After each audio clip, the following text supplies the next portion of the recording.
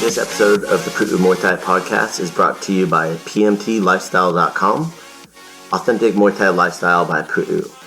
Definitely go check out the website at pmtlifestyle.com for some awesome lifestyle merchandise. That's for those of you out there either involved in Muay Thai, looking at getting involved in Muay Thai, and embrace a healthier lifestyle to live the life of Nak Muay. Go check it out. So Wadi Kop, everybody. Welcome to this episode of the Pu'u Muay Thai podcast. All right, so Wadi Kop, everybody. Welcome to this episode of the Pu'u Muay Thai podcast. I got my brother, Coach Josh, in here today. We're also live on Instagram. Hello, YouTube. How are you doing today? I hope you guys are doing great. If you're listening to this on Spotify or iTunes, I hope you're having a great day as well. So my brother's been on for the first two parts of the Pu'u Muay Thai, like the story of Pu'u Muay Thai, how we came to be. We're doing this one on Friday. Friday? Yeah, Friday. What's the day? October 2nd. Yeah. So this is gonna be part 3. Last time we left off on it, we were leaving off when after I just fought Mexico City, came back, was teaching still at the dance studio in Oxnard. But before we get into that, how have you been? Super good, super active, super productive. I'm at the academy on days that end in Y. Every day. Every day. So, some good news for everybody out there on, what was it, day before yesterday? I think it was Tuesday, Santa Barbara, Pu'u Muay Thai Santa Barbara. Shout out to Coach Ryan for doing all the hard work and stuff like that there for the students up at Pu'u Muay Thai Santa Barbara. They're able to go back inside. He's still doing a mixture of indoor and outdoor classes, just because of the space constraints and stuff like that too. But super stoked that they're able to start going. I'm actually most likely going to go up there tomorrow and go say hi to them. So looking forward to that. I know you're going to try to go too, depending on the time with work. So, you know, for us, I guess on Tuesday, may get moved into the quote unquote red tier for Ventura County. So that would be cool because that means that we can have people inside again. Awesome to be able to do. Again, I don't agree with it, but it is what it is. So we'll get into. I won't comment. Yeah, this is my brother, and he's wearing a mask. He's obviously stay safe. He's being cheeky right now, but no. What are you talking about? Gotta be safe. Whatever. Oh, we got House Vargas. What's up, man? Oni from Street Beefs. What's up, man? We got the Kit Kat in here too on Instagram. Hope you guys are doing well. Got Bronco, some of our students in here. So. What we were going over last time is, I'll kind of lead into it.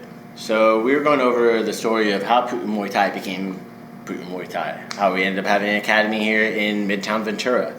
So what ended up happening was, I had that studio in Oxnard.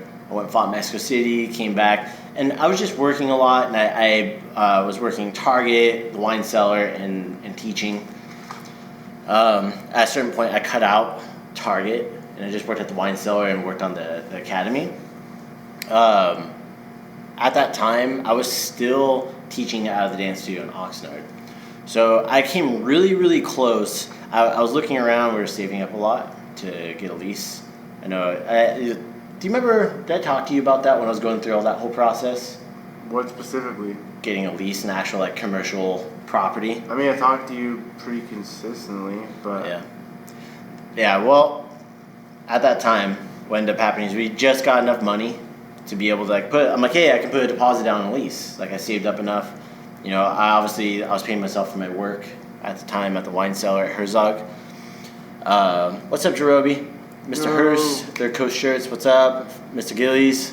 Hey guys. Boom. There you go. No, he's Philly-O now. Philly-O 7-Eleven. He's both. He's both. He's still a classy bum. More classy, less bum these days, though. Yeah.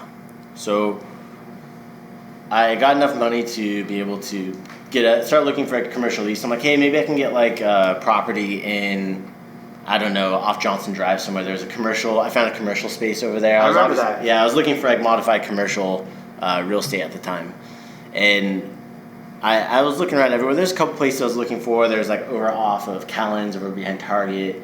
And this one popped up over on Johnson Drive behind the old Toys R Us. It was still Toys R Us at the time. And I looked at the place. I'm like, hey, if I can get the permits to be able to operate here, this would be great. And I was able to get the permits to operate there.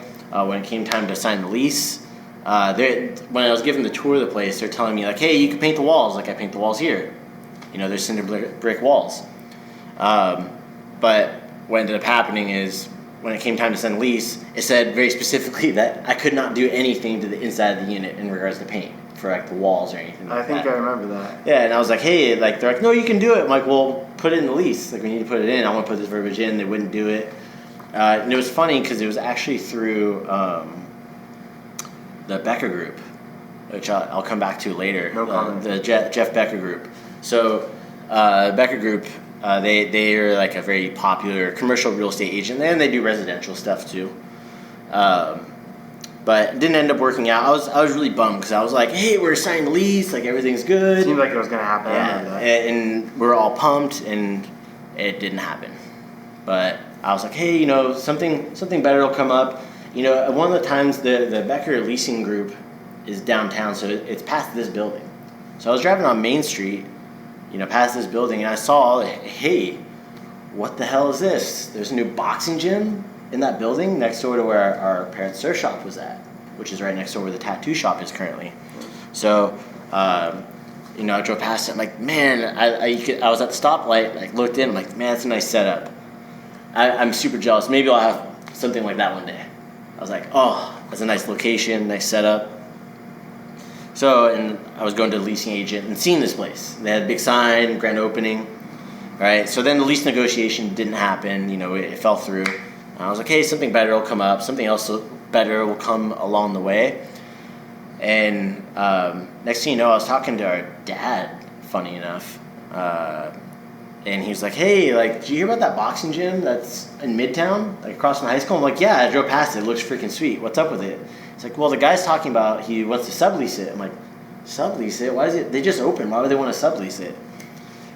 Maybe they want like personal trainers. He's like, no, they want to like lease the whole place out to somebody. I'm like, oh, okay. Well, maybe that'll be something for me, but I'll go check it out. That sounds strange. Doesn't sound like he had all the facts. But he ended up hearing about it because one of his friends was selling this guy's art prints. These like, looks like our door. For those on Instagram, I'll show it, and I'll post a picture up for you guys to see on YouTube. Neon Jackson Pollock. Yeah.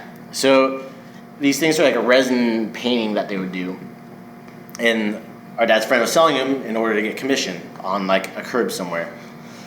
So, and he met the artist, and he's like, hey, I have this boxing gym. And I'm like, artist, boxing gym, like what the hell is going on? So he's like, our dad's like, hey, you should just go talk to him. All right. So I just came in. He was sitting over at the front, like where our reception desk is right now, and he had these glass display tables that were set up around there. And he was just like, hey, like, how can I help you? Do you want to start boxing? I don't remember his exact words, but it's something like that. And I was like, hey, I heard you're looking to, like, sublease or something like that. You're looking to lease to trainers? And he's like, oh, yeah. And he went into this whole story. This guy's name's Adam Fish. So he's boxing promoting. He ran a couple gyms, like in Agora Hills, in Las Vegas. He was Dana White's boxing coach for a while, like his personal boxing coach at the UFC gym out there in Las Vegas. Is that why it's called Big Kahuna or whatever? What? Wasn't it called Big Kahuna or something like Big that? Fish. Big Fish. Big Fish. Okay. Yeah, Big Fish Boxing. Got it. So his last name is Fish. Yeah. So, and he had, like, this whole place was painted. Did you see the green that was in here when we had it? I don't remember it. Man, there was, like, this green motif that was, like, everywhere all the building. Like, and with the texture and stuff on the wall, it was just, like, overwhelming on the senses. Very loud. Very loud. So, like, when we're in here, it's black floors, concrete. He had the boxing ring up front, which I still have the boxing ring here, but it's just tucked away. You mean destroyed? Well, yeah, technically, but not really. So I'll get into that. I was talking to him, like, hey, what's going on? I guess he had a business partner, and I guess they were friends, and things kind of didn't work out. I don't know all the details, but he told me that he ended up, like, kind of buying out his half, and then he basically dumped his savings into buying out the other half of the gym. So he was kind of like dumped all his savings into this place, and he told me that he was just doing it because he wanted to help his friend manage it, let his friend run it, and he was just going to advise him because he ran so many places before and kind of build it up. And he showed me some of the stuff they had. What's up, Mr. Ugali? Thanks for coming in, man. So what ended up happening was, he took this whole place over and he dumped all his savings in it and didn't have any money. So he was asked... Smart, SMRT? Yeah, well, I guess because he had the whole place built out by Pro Boxing Supplies down in the valley. And like later on... Hence the bags and stuff like that. And the bag stands were all custom and the ring. So what ended up happening was, I guess he even contacted them like, hey, do you know anybody that would sublease it? Like they knew about it, He was trying to get them to buy some of it back at like a discounted rate. So along came me looking for a place to lease, right? Looking for a place to be able to start a Muay Thai academy. And what ended up happening was he's like, hey, maybe you could do something for this price. I don't remember what it was. I'm like, I don't have that much money, man. Like I wish I did. I talked to him, and I went back and I was like, hey, you know what? Let me think about think about it. Like maybe we could figure something out. He's like, yeah, let's talk. And then he called me like 45 minutes or an hour later. He's like, hey, what about if we work out some kind of thing, like maybe we only have half the space and you're paying me like a reduced amount of sublease rent, and eventually you take over the whole space. I'm like, that I can do. I can do that. Like I can work out with that, because obviously it was like, hey, this guy could be a good fit. I want to get him in here. I was talking with, I brought my ex-girlfriend over here at the time, took him over and meet the guy, because I was like, I get good vibes from him. I'm like, but I want like second opinion, about this person. And no comment. That person too, they said like, hey, that's like, you should fucking do it. So literally he wrote up a contract on a piece of paper, like a white piece of paper. He wrote it up about what the terms were for the agreement. I signed it, and then we just photocopied it, and that was our lease, our sublease agreement. And I gave him paper, right? Yeah, and I gave him cash deposit, all that stuff to be able to start it. And I just had the front of the academy, and that's how we ended up in this spot. Like it was completely 100% by accident. Which, if you follow the timeline, I was talking about teaching at like Murrumbee, which is right down the street. Yeah, I dropped you out there all the time. Yeah, and then I ended up just being right up the street from it. On the same street. Yeah, what was it? San Clemente or Catalina? Like, totally by accident. Didn't try. But jiu-jitsu? Muay Thai. Yeah, jiu-jitsu and Muay Thai. Both great martial arts. I just thought it was really funny how that ended up happening. And then being next door to where our parents' skate and surf shop is. And this was a record store when I was in high school where I discovered this band. Beat City. Beat City? So now it's still Beat City. What show your tattoo up here on the camera? Beat, it says Coil on it. It's a group from the early 80s, industrial group. Mm-hmm. But it's still Beat City in the same building, but now it says Get Beat City. But the Oni says, haha, sometimes things just fall into place at the right time. That's right, man. It does. Bob Ross, happy accidents. Happy accidents. No mistakes, accidents. Happy accidents. He said that? That's from Bob Ross? Yeah, the famous the painter. Yeah, okay. I thought he was always happy trees. I didn't know it was happy accidents. Yeah, happy accidents, bro. That guy's, his life philosophy was on point. Wow. I gotta look into that more. So, hey, what's up, Trayvon? I see you in here on Instagram too. Gina, David Schmavid. Don't know who that is. I might, but I don't recognize your Instagram, but I'll say hi. So I ended up in here, and we moved everybody over here to this place, and it was like the way the setup was. It was very much a boxing gym. There's not room for like floor space except for in the ring. You could hit the bag for punching, but you couldn't really kick. But we taught classes, and we took all the bags down in the front and put down the little bit of mats we had from Coach Joey Zendejas. Mr. Tree Trunk Legs. Yeah, we were using his mats over at the dance studio. So we set the mats over here, those green and black mats, super old. Yeah. We set those up here. Bob Ross for the win. Yeah. Yes, definitely Bob Ross for the win. Like I said, David Schmavid. Yeah, I know who that is. Who is it? He's a recent student. David. Oh, okay. I know who that is. Oh, David with the M. David Marcotte. Yeah. Okay. Oh, hey, and thank you for whoever donated. I see someone donated $20 to A21. Thanks for the donation. Damn. For anybody that's watching out there on YouTube, A21 is a human trafficking awareness group. They do a lot of great stuff to help people out. October 17th is supposed to be like a human trafficking awareness day, another one. We're actually going to do something here at the Academy for it too. So stay tuned. But thank you for donating, whoever did that. I wonder if I can scroll back and see. Boom. Yeah, I'm not sure. Well, bless your heart. Yeah, whoever did it, thank you. big help. There's some cool people in the academy. Actually, only cool people in the academy. Definitely. Yeah, I won't blow. I can see who did it, but I'm not gonna do it. I'll just wave at them right now. Okay. So our Hawaiian brother. All right. So coming into being here, you know, I took down the bags. I had like some old rinky-dink like gray, like I guess you could get from like Harbor Freight like puzzle pieces. They're only about this big. We put them under the other section that we had that ran along the ring, and you know we started running classes that way. We had people in the ring. Coach Kevin started training with us at that time and everything too. I did not know that. We put a drape in between this, and so this back here was the back alley art gallery, and then up front was Muay Thai Academy. So it was a pretty interesting setup. That's one way to do it. I mean, that way you do it grassroots, and that way you build. You don't have to have investors. You literally just build from like a garage scenario and then level up. And it ended up working out for me, and it worked out for the other person too. Yeah. Because he was able to, hey, I got some money coming back in that's gonna be able to help. It's expensive to be an artist. You're just losing money. Yeah. He did a pretty good job for a while. Did he? I remember he was doing pretty good for a while. He got stuff sold like the Performing Arts Center in like Thousand Oaks. They bought an exhibit and stuff like that of his. So he did a pretty good job, and he had a lot of connections through boxing in regards to art. Like was it Mickey Rourke bought like a bunch of his pictures. Awesome. Yeah, he knew a bunch of people through boxing in Vegas and doing all that stuff. Well, that shit's crucial. Very, very crucial. So I think I just saw him on Instagram.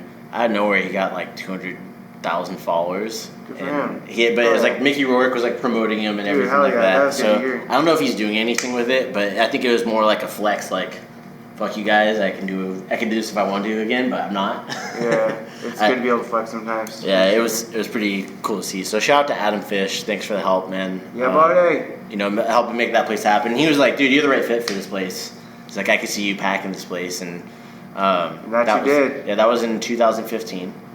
Back when I was still fat. Yeah, that's another story, man. Coming into like, you know, that space, you know, that it came to a certain point. He's like, hey man, like you need to take over the back space. Like I need the money. I was like, crap. Okay, like I basically put my whole paycheck I had for that month into it because I had some savings. But all right, crap, here. And we took over the whole space, and this back area remained relatively unused for a long time. And in between then too, I had my friends come in. Luckily, I had some friends with some welders that came in and helped cut up the bag stands and push them up against the wall, which is where our bag stand is now. And then we took care of the ring too. We had to cut the ring in half to move it through the wall back here because it wouldn't fit through here, through the space. It was too wide. Because they built the ring in that room, in the front room, in our main room. So we had to cut it in, like bring it into the side, and we had the ring here for forever. And we got rid of it last year. I think it was last year. Yeah. Yeah, 2019. And believe me, I didn't want to get rid of it, but we needed the space. Yeah. So even more so now, we need like extra floor space. Mr. Chavez spent the day doing stuff, dismantling and bringing it, yeah, because it was sitting in the corner. Yep. Yeah, and me and my friends who are contractors helped cut it up, and we put up like the slat wall up front and stuff like that too. And yeah, a lot of work that went into this place for sure. A lot of love and time, and during that period too, like, you know, we created some of the top amateur fighters, I guess, here in North America. I had number one in Joanna. She was 108 pounder, number one weight class for IKF. We had you know, Christian Hernandez, still local from Ojai. You know, he was top dog, you know, for his weight class. He's fighting top people and everything too. You know, we had Justine. You know, she was national champion after training for 10 months. She's like our first like person who came in the door. And 10 months later, from coming in the door here at this location, she was like the first student that came in. Yeah, she's like a brilliant learner student. Yeah. One of the best I've ever had. And then you had Carity. Yeah, Carity came in too. They called it, I didn't come up with this name for anybody out there. The girls came up with the name. They called it Team Vag. Oh, we got 2 more donations for 821. Thank you. Nick. Yeah, Nick, thank you. Whoever donated, man, thank you so much for the donations. So I'm hearing correctly, you used to only rent half of the academy space and then eventually rent it all out. And it used to be just a boxing academy. Yes, Phil, that is correct. So I started out with just half the space after I moved out from our dance studio that we were subleasing. So I was still working at the wine cellar that time. So there was like a transition period, and it was fucking crazy. I'll just say that. But I want to go back here. So thank you for the extra donations. We raised $45 for A21. That's again human rights, human trafficking organization that helps fight against human trafficking. So thank you guys for donating. We really appreciate it. You guys are badass. All right. So we had half the space, and we just built up that way. And I was still working, and I just remember telling everybody I work at the wine store, like it was really tough working there. I met Kat Norris there. She was actually on Instagram. I met her there. I was like, hey, I'm opening up a Muay Thai Academy. That's awesome. And I know that she eventually found her way here too. Yeah, and her stepson. Yeah, her stepson. Who benefited greatly from being here. Completely changed how he held himself after some traumatic events. Yeah, definitely. Success story for 100%. for Muay Thai. Phil says, that's a pretty interesting history. Yes, it is, man. Oh, we got 3 more donations. We raised $110 for A21. Whoa, you guys are badass. Okay. Did not expect that. I kind of just put that on there last minute. And thank you guys. Appreciate it. Let's keep fighting against this stuff. Before I get back into the story, we'll take a little break. Just so you guys know, right now, there's more slaves now than ever in human history. And that's through human trafficking. So it's all labeled as there's human sex trafficking, child labor, child sex trafficking. That stuff is crazy. No comment. Yeah. No, you're badass for this. Thanks, Tony. Appreciate it. Thank you, Kaylin.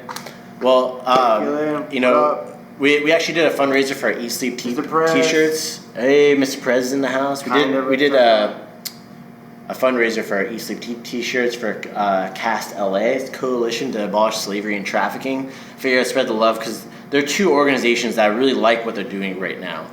And that's the thing with nonprofits like this. Sometimes their directives change, and you don't always get along with them. But CAST LA, I'm still behind 100%, and A21, good organizations. Go check them out. I'll make sure to put the links in the show comments for iTunes and for Spotify and for YouTube. For those of you that are out here on Instagram, go check them out. You can just click it. All right. So after we, started creating these fighters, like Justine was the first one. That was like where I had my curriculum first written out. I'm like, hey, we're gonna run this program. And in the first month or 2 that I started opening, Coach Todd hit me up because I was friends with him. He wasn't Coach Todd at the time. He was my friend Todd. He's like, hey man, I remember how it happened. Yeah, he's like, you need to come over and have some dinner at the house. And he proposes things like, dude, what are you gonna do if you get sick? All this stuff. I want to help start. You. Yeah. And you're like, yeah, I can't pay you. And he's like, don't worry about paying me when you can. And that's why it became such a pivotal role in the academy because he volunteered the time and grew it to a place where it was an actual thing. So let me tell you. So I had Coach Todd on the podcast too, and he wants to come on here again. If you guys want Coach Todd on the podcast, hit the like button on this a couple times. If I can hit the like button, I would. Yeah, get the like buttons a couple times on here. Give me some hearts if you guys want to see Coach Todd again on here. But super great guy. Me and him have been friends for so long. So he's like, man, he was stressed for me. Opening a place, he was stressed for me. Oh, we got some more hearts. There we go. Thank you guys. Appreciate it. I'll definitely get him on here. He wanted to come on here and do it again. He's super humble, but we should all be singing his praises as much as possible. He's so humble. He's a great guy, and he's doing great stuff with his security work and stuff too.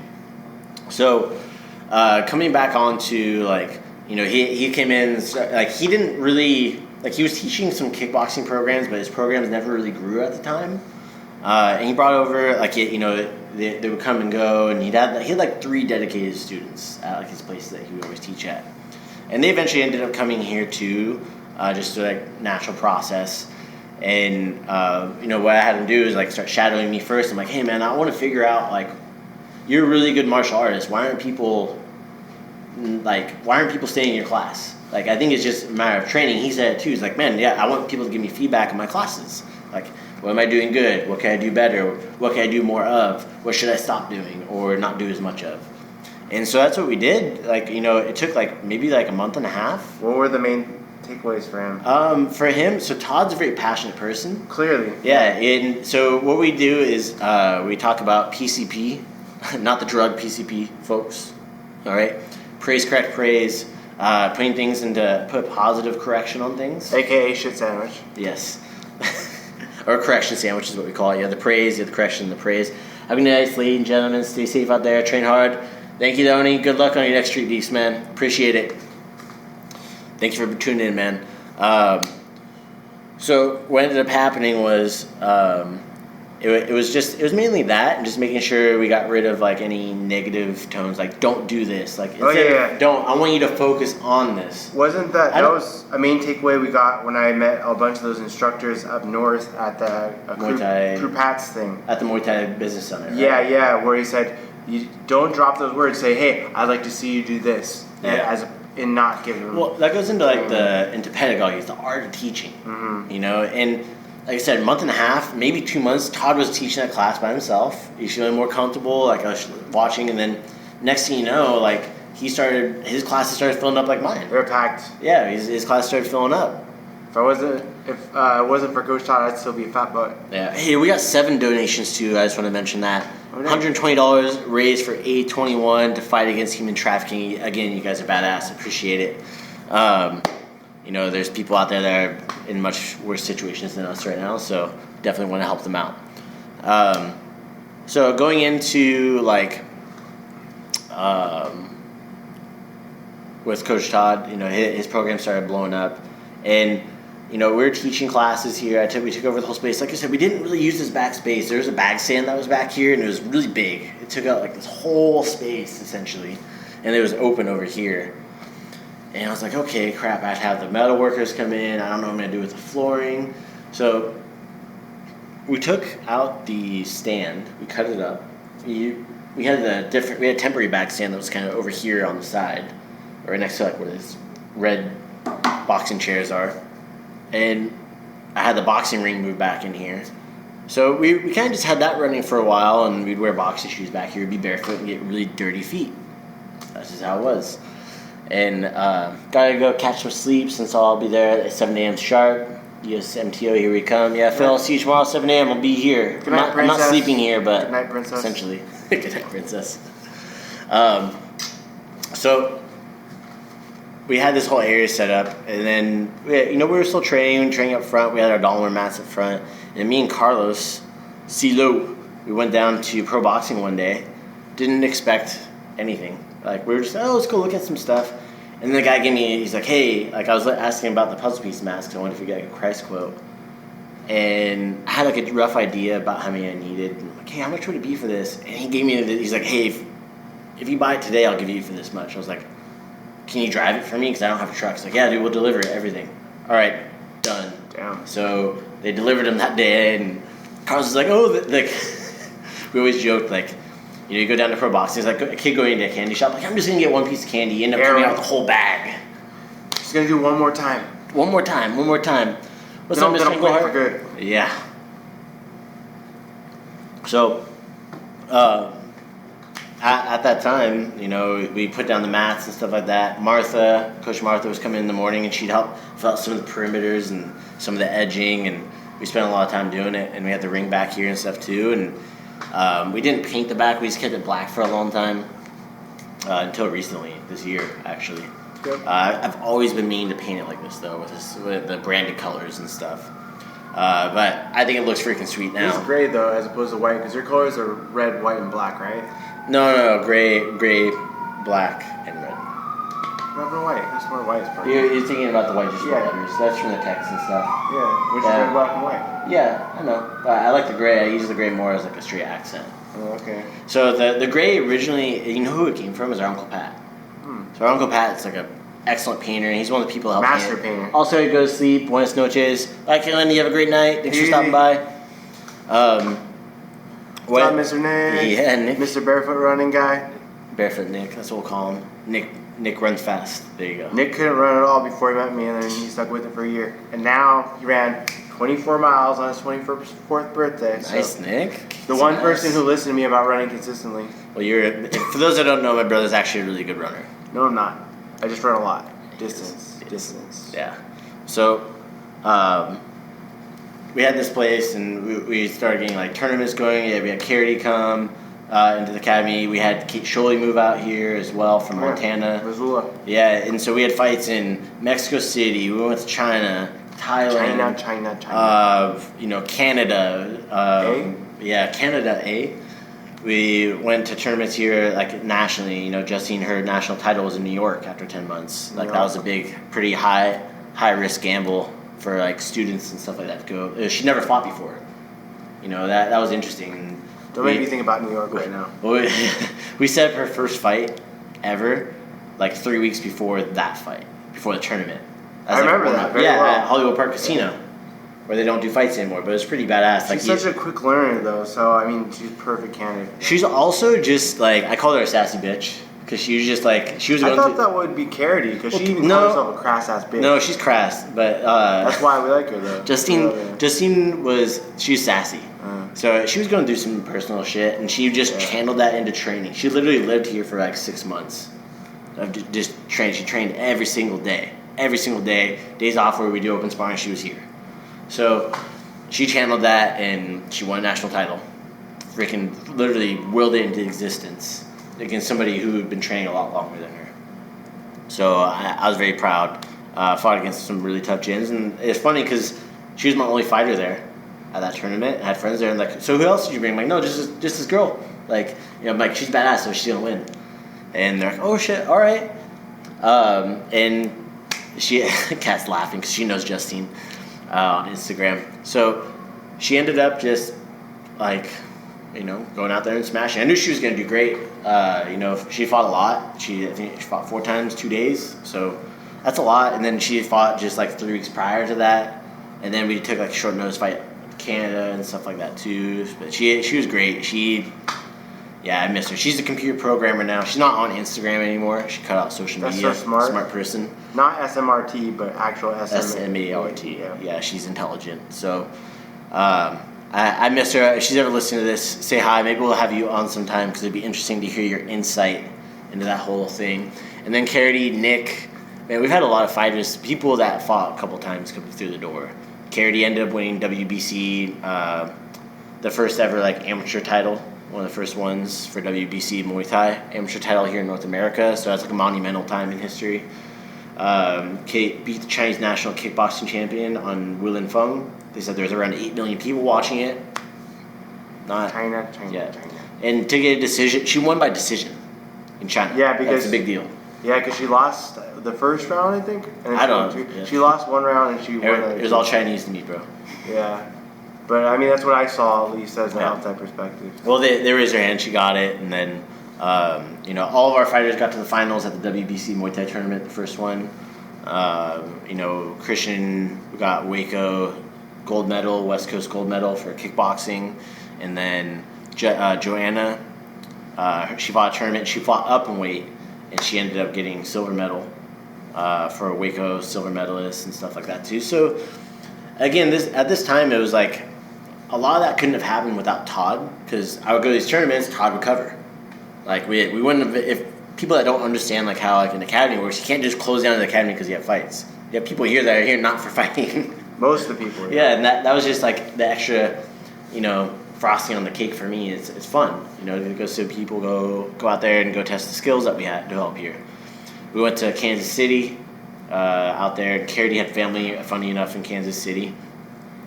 Went and fought out there. Nick fought there for his first time against like this 21-year-old kid. Freaking banger fight. Him and this kid like fall out of the ring. For those that don't know, I always joke and told Nick, I'm like, man, you're an old man. What are you, 57? He was 36 or 37 at the time. He wasn't that old, but he looked older than you. Yeah, well, he that guy went through some shit. Yeah. You know, he like. He didn't train martial arts really until he was older. Yeah. Like I think he did Taekwondo when he was younger. I can relate. But yeah, it's 29 when I started. Yeah. So we did all these tournaments, local fights, and built up our name that way. And continued on building up the community. We started building out our youth program since day one when we were at the dance studio. And I always thought that was really cool, is how the youth program started to develop. And we've learned so much here, and the amount of people that we've affected lives. Like we had our teens program. We had teenagers prior to shutdown doing Muay Thai for independent studies, PE. They would do PE here. Like, yeah, I'm aware of that. Yeah. I would. Where was that when I was in high school, man? I did Tomas gym. is doing that. Tomas, yeah. Which is, if you guys don't know, for our friends who don't know, is the youngest instructor we have at the academy. He's like my same height and weight, and he went from being this chunky little kid to like a freaking man that is more together than the bulk of adults that we encounter. Yeah, Tomas, I love that kid, man. He's a bro. He's a brother more than he is a... I tell people how I'm like, he's only like 15, right? Like, what? A very evolved 15-year-old. Yeah, he's been training Muay Thai with us, right? It's like 3.5, coming up on 4 years. Yeah, he's up there. And he's been leadership instructor and all that stuff too for the kids, assisting you with the adults and stuff too, and able to help out with that stuff. And he fought a couple times. It's good experience to have to be able to build up these people. So, and he's the first. Like, I always told myself when I started the kids program that one day these kids, I'm going to give them a job. They're going to have a job. Their first job is going to be teaching Muay Thai. It's not going to be flipping burgers at McDonald's or bagging groceries or car attendant. Or way worse. Or, there's worse things that you could be doing, which is why we're raising money for 821. Yeah, good point. So, when that started happening, I was just like, oh, shit, like, we're doing it. Like, this is happening.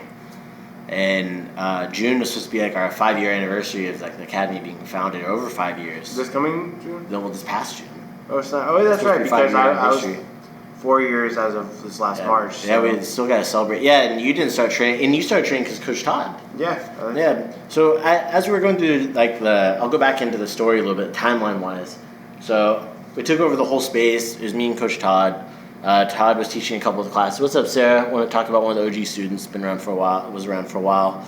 Her and her husband opened up Progressive MMA here in Ventura, mixed martial arts place. Go check them out. Right down the street. Right down the street. Again, it just happens. All right. So, what ended up happening was I was still working at the wine cellar. Right. So it was 2015, and Travis, my friend Travis in Hawaii. For those who know, Travis, he's on the podcast as well, the RN, the nurse. Travis the Tornado. So he was living back east in North fucking Carolina at the time. So he's like, hey, he called me up randomly one day. He's like, hey, so I qualified for this world championship tournament. It's going to be in Spain. Do you want to go with me? Because I'm moving back. I'm moving to Hawaii. And the people I'm training with now said that they're going to be focused on this other person there. And if you guys fight at the same time, they're going to focus on her. I'm like, oh, well, yeah, I'll go with you. I'd love that. And he's like, yeah, so what should I do? And I gave him a whole running plan, which at the time, it was the same running plan I have in my book. And preparing for his first Muay Thai fight. If you guys haven't seen it, I have it. You can check it out. I'm not going to post a link right here, but you guys see the image. It's on Amazon. You can also buy direct from me if you guys want a signed copy. It's also available on Kindle as well, Amazon Kindle. You fought some guy with 50 fights or something. We'll get into that. So I gave him his running program. He's like, what? How much fighting am I going to do? And his coach that he had back east in North Carolina is like, how much running you doing? Blah, blah, blah. Now Travis is like, oh, yeah, that's how much I should be running because he went to Thailand. He sees where that's coming from. But he also says that if running were a person, he'd punch that person in the face because he hates running. I watched him KO a Thai guy in round 2 in Pattaya in 2018 in his son. At Max Muay Thai. After he got elbowed and dropped in the head. Max Muay Thai, right? Max Muay Thai, Max correct. Muay Thai. Yep. Hung with him for a couple days. Dude, is that on YouTube? I'm sure it is. Is it on YouTube? Let me see if it's on YouTube. Yeah, I'm sure I want to pull it up. I don't have Jamie like Joe Rogan does. Jamie, pull that shit up. Yeah, exactly. I got a clip of it where I'm right next to the side where he's just endless combos and the announcer calls. He's like, it looks like Travis is going for the knockout. On YouTube because I can post it here too on the screen so everybody can see it. You guys won't be able to see on Instagram. I can always turn it towards this to see. So Travis, Petralba, Max Muay Thai. So he fought the second time. So he fought this guy named. There it is right there. I can zoom through it. I think this is the second one. Yeah, September. No. It was definitely December. December, 2018. Yeah. So September was the first one that he fought. It must be this one right here. This one was posted. Oh, that's 4 years ago. No. So just about 2 years ago. September. You might need to fight this later, bros. Yeah, we'll look it up at a different time. I'll put it in the show notes. But he fought this guy named Super X. And this guy's Happy Friday. Super X got super smashed by our friend. Yeah, well, Super X has a funny story. He went viral.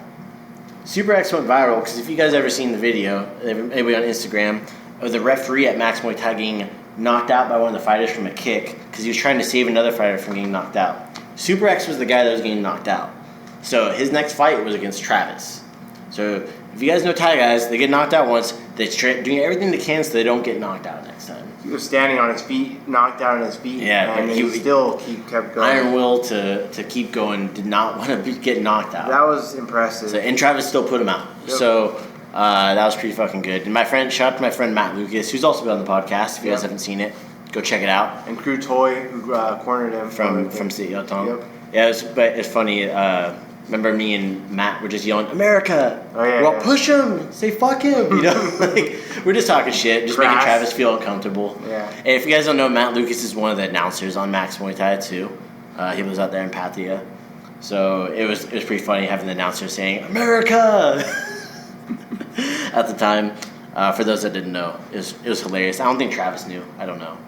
Yeah, he was uncomfortable. Yeah, he was like, stop it, leave me alone. But Travis, he's like, hey, come out to Spain, come out to this tournament. Okay, so I would talk to him like once a week about how his training was going and stuff too. He was living on the Big Island at the time. He's working at like a pizza shop, like his aunt and uncle's pizza shop on the Big Island. And he was training at BJ Penn's training at his gym out there. Didn't he spar with him one time? Yeah, he sparred with BJ Penn one time. And he's like, oh shit, he still got it. Got his ass kicked. Travis got his ass kicked, just to clarify. So, sure enough, it came time, and me and Travis went to Spain. I flew over to New York. I met him in New York. He flew from Hawaii to New York. We met up in New York earlier in the morning. New York Marathon was going on that day. We went to New York, and we just walked around Times Square. I'd been to New York once already because of the tournament. Actually, no, I didn't go to the tournament yet. I'd already been to New York once by that point. So, went around Times Square and everything like that. Went to Spain. Made a bunch of awesome friends. And there were some fighters that were now pro fighters. And some of them top coaches now that were fighting then. There's Paul Benasiak. There was Sean McFadden, who was fighting out there too at the time out of Easton Training Center. He's one of the Team USA coaches. Tony Cummings was his coach at the time. Primo Bellarosa from the East Coast, awesome fighter, also awesome coach. And he had some of his fighters out there and stuff too. Rami Ibrahim from Pennsylvania. He's one of Team USA coaches. So Niels and Jason Farrell from Level Up Boxing over there. I think is in New Hampshire. I think he's in New Hampshire. I couldn't tell you. Yeah, I can't remember, but he was over there too. I basically met all these East Coast people that I had seen online, but I never got to see because the WKA tournament that Travis fought in to qualify for this is predominantly an East Coast tournament.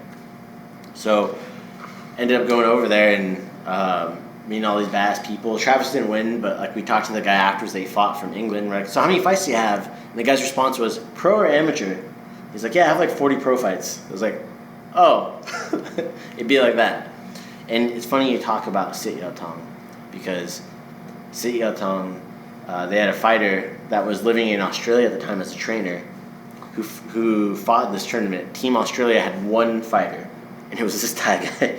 And he fucked everybody up. He knocked people out, dislocated someone's shoulder. It was bad. He got banned from the tournament after that. He didn't know he wasn't supposed to be fighting there. And just to tell everybody out there, it wasn't the fighter's fault. I don't think it was any ill intent by the cornermen either. I think it was because most world championship tournaments like this is normal for pro fighters to also fight in them for experience and to win for their country or win for their gyms. Politics. It's normal. Well, it's everywhere except for the U.S. you can do that. You go between pro and amateur. Everywhere except here because we're backwards. Upside down land. Well, I also think it's one of the things that's holding Muay Thai back here in the U.S. is that too. I know the TBA, their Thai Boxing Classic tournament in Iowa, Pam and Pete, they're trying to make it so that pros can compete in it too. You can't use time limit at tournaments in California, right? It's not illegal. Not anymore. Did they change that? That's a long story, man. You really want to get it? We can get into it at the end of the show. I would love to get into it. Gotta touch on that. I know I said I was going to touch back up on the Becker group. So Jeff Becker, he's the broker for the area. So it's funny, I took over this one-on-one client who was boxing with a boxing coach that was here. And he had some extra sessions over. I'm like, hey, I'll take over. I'll finish them for you. Because the guy helped me out to get the space. I couldn't have afforded the deposit on this space without this. So the sublease was coming to an end, and I was talking to this client. Glory? Hey, Glory, a.k.a. Josh during Halloween. Yep. Best Halloween costume ever. What ended up happening was, I was talking to this guy. His name's Jim.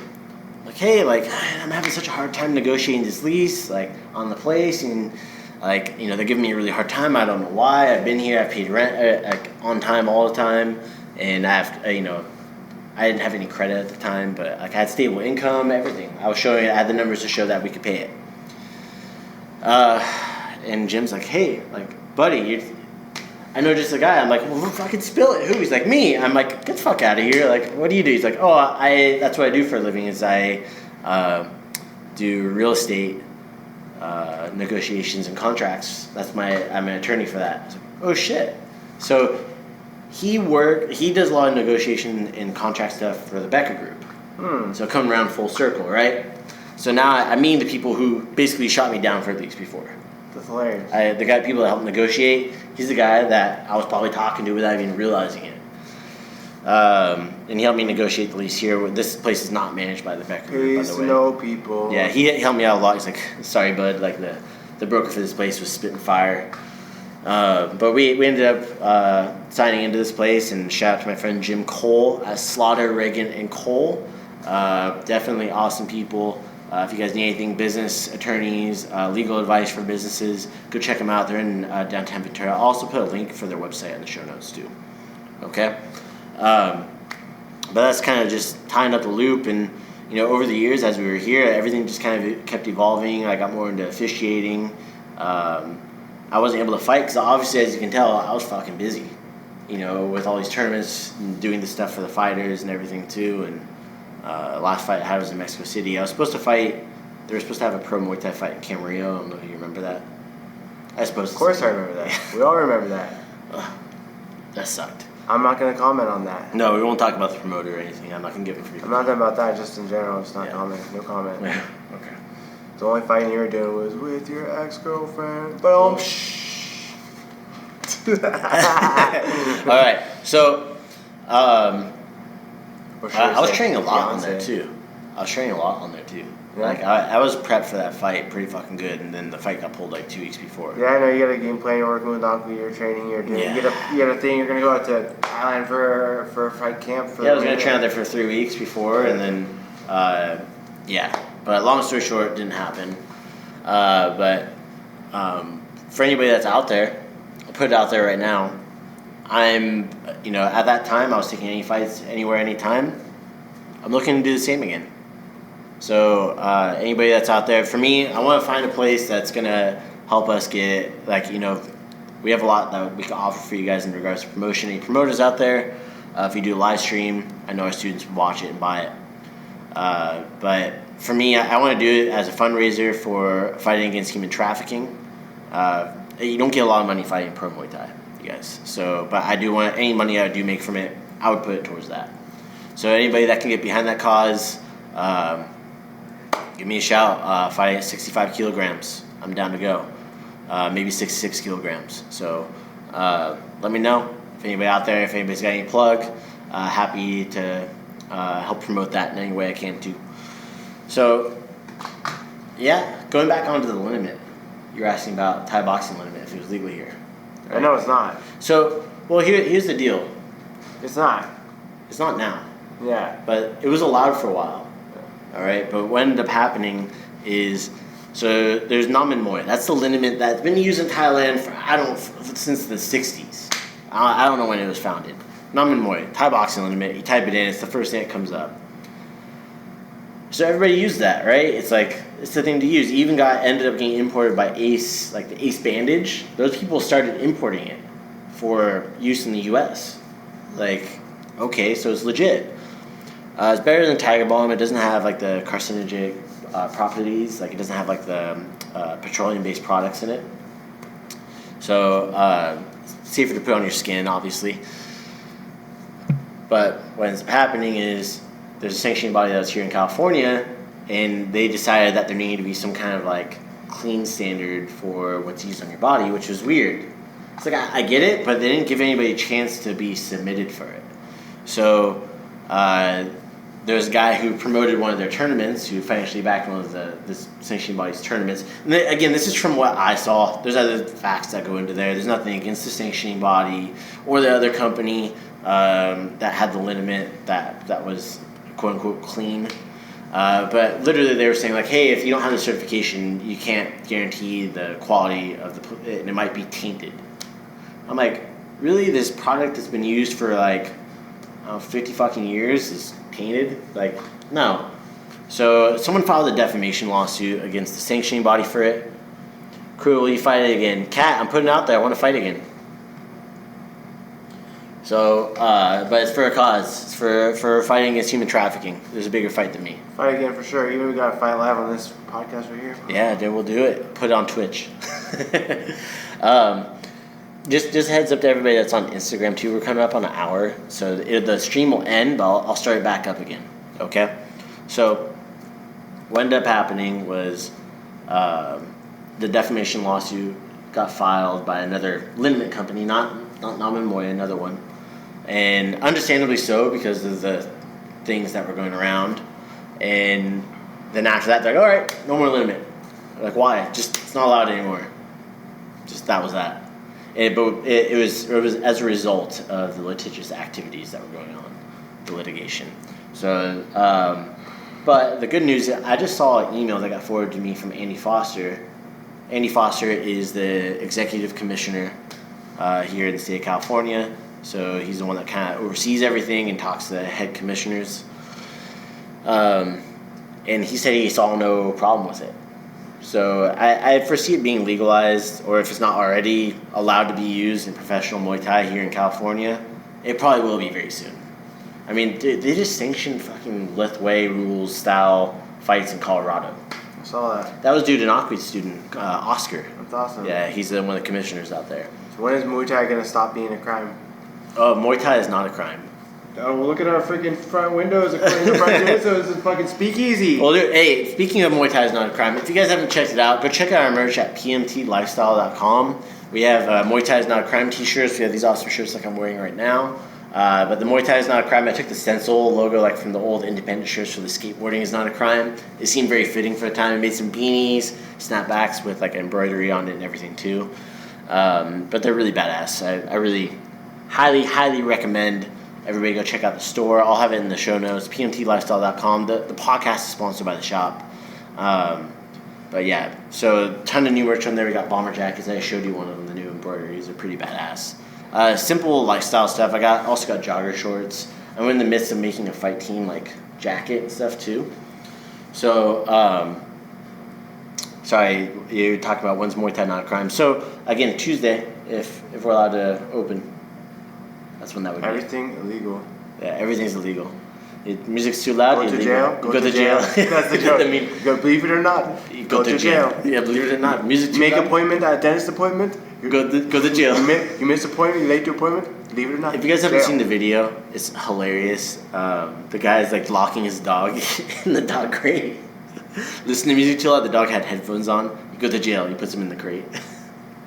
But again, just stuff that's been really awesome. There's also a new platform that's coming out. I'm not going to talk too much about it, but you guys are going to be hearing more and more about it. It's from my friend Carlos Reyes. It's a company called Sparmat.com. They've actually start the thing. Oh, why is it? It says yeah. Oh, okay, hey guys, I'm going to restart the stream here. It's got 2 minutes remaining. I'll be right back. Okay, save video. All right, YouTube, YouTube. We're just resetting everything over on here. But in the meantime, our front windows covered with brown stuff. All right, no, I don't mean fecal matter because we're in California and we're close to LA. We got some brown paper covering so we don't have the Kens and Karens complaining because it's illegal. It's illegal to have a business in California. Well, not just that, but it's like, we're getting complaints about me and my wife and me and you being in here teaching virtual classes. Yeah. Like, I literally got a complaint at my door. They're like, yeah, you're not supposed to be here right now. So these people that ain't got shit going on, all they got is they got their nose picking appointments, and so they're calling people. Those people would be ratting out Anne Frank in World War II. You got shit. That's a big accusation. Yeah, but it's fucking true. I know what you're saying. I hear you. It's something we're obviously very passionate about. No, we're more so than that. Yeah, but livid. I'd rather keep some of that stuff separate from the podcast for the time being. Well, we can do. You know, I'm looking forward to. That's all I need to say about that. We should do a whole podcast just on this whole thing at some point in the future. It's a freaking this thick of a novel. I documented a lot of it. Well, good. You need to for your future children. It's like this is what happens when you got 2 weeks to flatten the curve. By the way, happy 6-month anniversary. You did 2 weeks to flatten the curve, bro. Yeah. Well, that was on what, the 19th. Yeah. 19th of September. So, hey, what's up, Diana? So, as we're going through and getting ready to open back up and stuff too, it's been really, like I said, I did video logs that I didn't publish anywhere. I did them too. Yeah, because it's one of those things like I want to remember this because for kids or whatever, and the why. Yeah. Because the thing is, anybody who makes it through this time, you guys are tough as fuck. Especially if you guys are in the Muay Thai industry, martial arts industry, fitness industry, food, liquor, anything, any business right now is eating the shit sandwich. So, what's up? I was in OZNYC. What's up, man? Hi there. I'm glad you're on here in case TikTok gets banned, by the way. So just kind of seeing more and more how, but New York opened back up, by the way. Thank God. They opened up before us. What the hell? But okay, I'm not going to talk about it. I can get stuck on this all day. I'm glad they're open though. Yeah. Oh, go back to Sparmat. So Sparmat, Carlos Reyes, they have this really cool platform for fighters. And some of the stuff they're doing on there, I'm telling you guys, if you're on Instagram, go to Sparmat, @Sparmat. Go check them out because you're going to need it. I'm just telling you, if you're in California, you're definitely going to hear about it. That's all I'm going to say. That's all I'm going to tease out. If you guys are in California, you're going to want to be on Sparmat. You saw me put something on the leadership chat, right? You should get registered on as a coach and as a fighter under the gym. Very important, by the way. I'll get it in due time. Sweet. So, if you guys are out there, go follow Sparmat. They're awesome. They're doing a glove giveaway right now. If you guys listen to this in the future, it probably already happened. But they're doing a glove giveaway. They're doing a bunch of cool stuff to help sponsor fighters. They actually sponsored our competition team at 1.2, but they've gotten their whole app together that they're making. It's an online web platform, like a web app. And I can't wait to see all that stuff kind of flourish and come to be. But with that said, got anything else going on? What you got going on the rest of the weekend? Classes tomorrow. I don't know if that's supposed to be a secret or not. Speakeasy Muay Thai for life, you know? Yeah. Oh, this probably get published on Tuesday. Yeah, true. So we have testing. We have like a record number of people testing in yellow. We're doing October. Yeah, October. We're doing testing at Kimball Park. Yep. So I put out a test list. Everybody got all the invitations. I'll update you on that later. On the Spark app, yeah. Yeah, I got. There's a ton of. Yeah, I got it. There's a lot of things I automated. 10 different ways. Oh yeah, I got it set up. I understand. So I tell everybody individual. What are you doing on the? If you're on there, you better make sure. What are you doing on the 10th? Go fill it out. Go register. Eligible. Yeah, and you have to wear your uniform shirt, guys. Okay. Not optional. Not optional. If you show up with that uniform shirt, guess what? Not testing. Hey, no promotions. And you're gonna be cleaning the bathrooms as a public safety thing, you know, just to pay your penance. They clean the public bathrooms that we just. Yeah, they clean the bathrooms for not wearing their shirt. Yeah, well. To pay it back to the community for botching that basic thing. Just remember to wear your pants. You know, the ones I feel hardest for on that is kids. Yeah. Because usually it's parents that do with it. Anyways, guys, that's gonna be it for today. I hope everybody has a great rest of your evening. Those of you on Instagram, you can stick around for a little while, do extra Q&A. YouTube, we're going to sign out. Thank you so much. All right, Josh, thanks for coming in today, bro. All right. I live here. Swaddy Cup. Bye, Instagram. Thank you guys for being here.